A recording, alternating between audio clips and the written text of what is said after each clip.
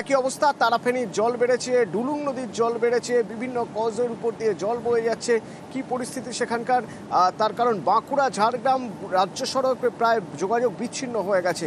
ঘুরপথে যোগাযোগের কি কি উপায় রয়েছে, কোন কোন জায়গা একেবারে বিচ্ছিন্ন হয়ে পড়েছে জলের জন্য জানবো। রাজু রয়েছে ঝাড়গ্রাম থেকে সরাসরি আমার সঙ্গে। রাজু,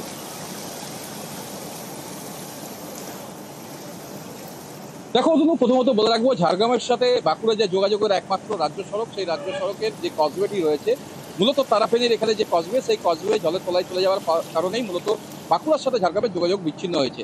যার ফলে বাঁকুড়া থেকে যদি ঝাড়গ্রাম আসতে হয় তাহলে ঘুরপথে মেদিনীপুর হয়ে ঘুরে আসতে হবে ঝাড়গ্রাম। সেই জায়গায় একটা সমস্যা হয়ে দাঁড়িয়েছে। অপরদিকে চিল্কিগড়, যে চিল্কিগড়ে প্রতিনিয়ত দেখা যায় বিভিন্ন সময় বৃষ্টির ফলে ডুলুং নদীর জল ফুলে ফেপে ওঠে এবং কজওয়ের উপর দিয়ে জল বয়ে যায়। এবারেও কিন্তু এই কজওয়ের উপর দিয়ে জল বয়ে যাওয়ার কারণেই যোগাযোগ বিচ্ছিন্ন হয়েছে চিল্কিগড়ের সাথে ঝাড়গ্রামের। সেক্ষেত্রে সেখানেও ঘুরপথে প্রায় 50 কিলোমিটার ঘুরপথে ঝাড়গ্রামে আসতে হচ্ছে মানুষজনকে।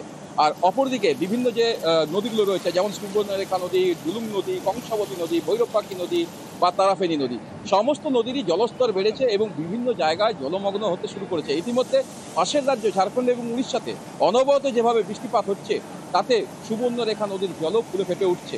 সেক্ষেত্রে যদি জলাধার থেকে, ঝাড়খণ্ডের জলাধার থেকে যদি জল ছাড়া হয়, তাহলে সুবর্ণরেখার যে পার্শ্ববর্তী গ্রামগুলি রয়েছে, সেই সমস্ত গ্রামে আবার প্লাবন আসার একটা আশঙ্কা করা যাচ্ছে।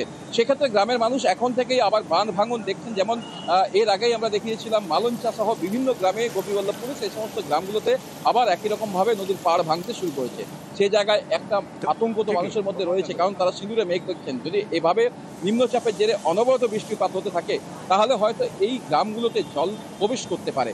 আর জেলা প্রশাসনের তরফ থেকে বাড়তি ব্যবস্থাপনা নেওয়া হয়েছে, যেটা জেলা শাসক জানাচ্ছেন। বিভিন্ন জায়গায় তাদের লোকজন জেলা শাসক কি বলছেন একবার শোনা যাক। নজরদারি করা হচ্ছে এবং টুলুং বা এদিকেও বৃষ্টি হচ্ছে। এবারে কি হচ্ছে যে বৃষ্টি থামলে তো জল তাড়াতাড়ি নেমে যাবে। এমনি পরিস্থিতির উপর নজর আছে, যেখানে জল একটু বেশি বাড়ার দেখছি আমরা, ব্যবস্থা নিয়ে নেবো সঙ্গে সঙ্গে, যাতে লোকজনকে শিফটিং করার ব্যাপারটা। আর স্যার, সুবর্ণরেখা নদী যে ভাঙন, যে জায়গাগুলোতে মালঞ্চা ফালঞ্চা এই এলাকাগুলোতে, কারণ সেগুলো তো পরিকল্পনা তৈরি করা হয়েছে, কিন্তু বৃষ্টি আগে না থামলে তো সেগুলো কাজই চালু করা যাবে না। তো সেক্ষেত্রে কি ওখানে লাল সতর্কতা জারি করা হয়েছে? না না না না, এখন কোনো লাল সতর্কতা কিছু নেই। জল এতটা বাড়েনি এখনো।